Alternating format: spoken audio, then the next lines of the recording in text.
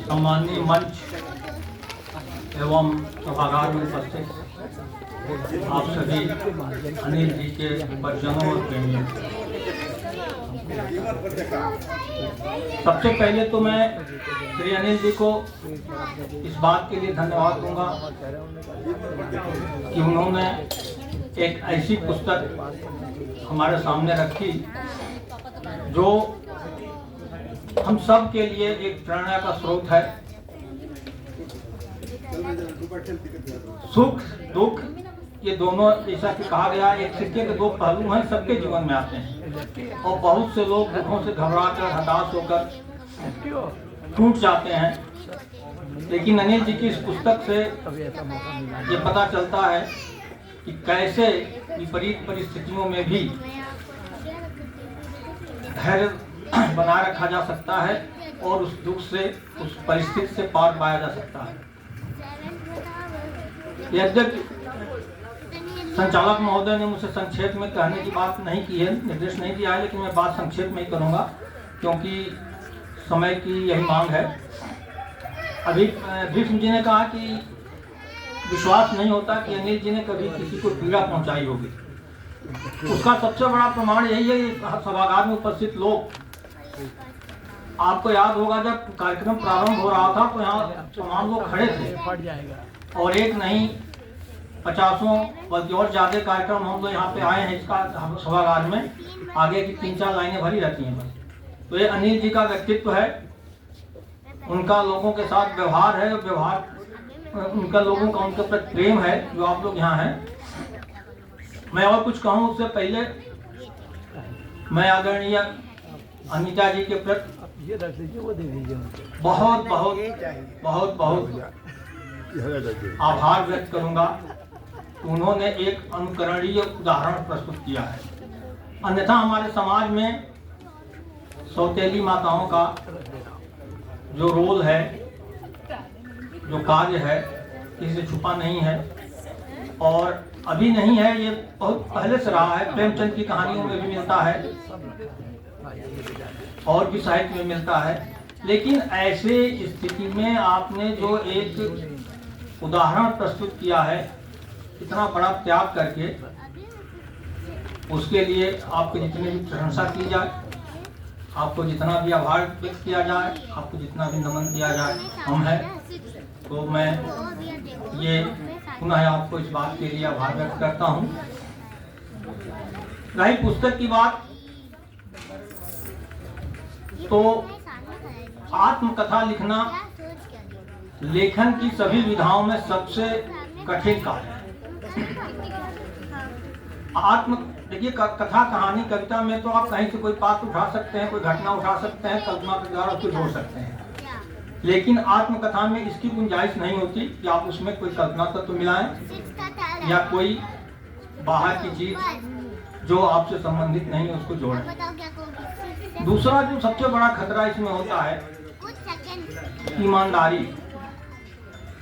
आत्मकथा लिखने के लिए व्यक्ति को ईमानदार होना पड़ता है, निष्पक्ष होना पड़ता है, निर्मम होना पड़ता है, निरपेक्ष होना पड़ता है और स्वार्थ रहित होना पड़ता है। उसके खतरे क्या होते हैं?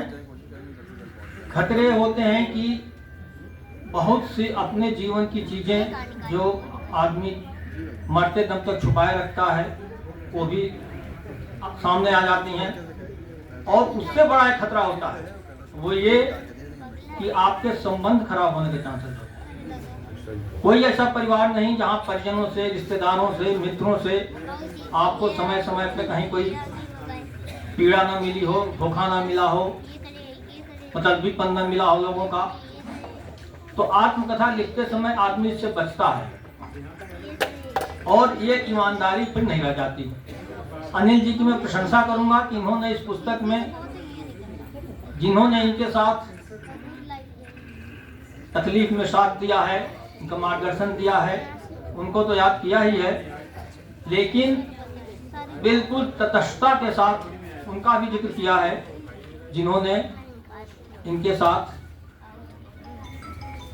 उचित व्यवहार नहीं किया।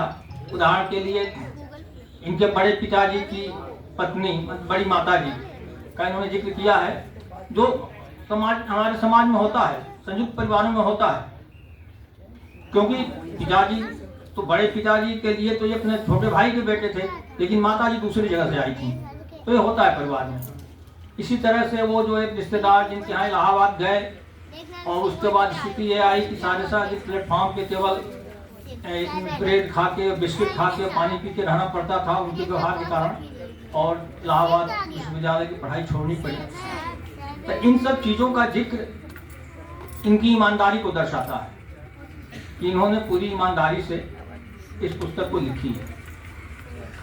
और एक बात और कहना है कि इस पुस्तक में जो अनिल जी ने जिस तरह से चीज़ों को प्रस्तुत किया है, जो इनकी भाषा है बिल्कुल सहज सरल बहती हुई भाषा और शैली, वो पुस्तक को पढ़वा ले जाती है। किसी भी पुस्तक की, किसी भी कृति की सबसे बड़ी सफलता यही होती है कि वो अपने को पाठक से पढ़वा ले जाए। इस पुस्तक को आप पढ़ना शुरू करेंगे तो छोड़ नहीं पाएंगे, अंत तक पढ़ेंगे ही पढ़ेंगे। पहले इन्होंने मुझको PDF भेजी थी और मैंने PDF पढ़ डाली, तो जब पढ़ना शुरू किया तो फिर पढ़ के गम लिया।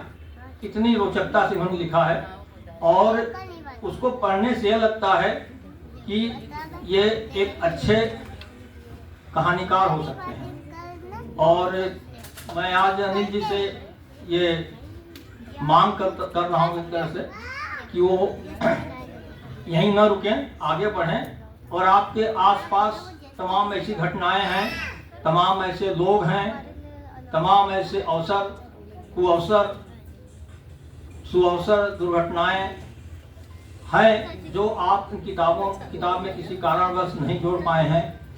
उनको आधार बना के आप कहानी लिख सकते हैं, लौकथा लिख सकते हैं और वो समान रूप से उपयोगी होगी। मैं पुनः आप जो सभी इतने देर से यहाँ बैठे हैं और हम लोगों को सुन रहे हैं, उनके प्रति आभार व्यक्त करता हूँ।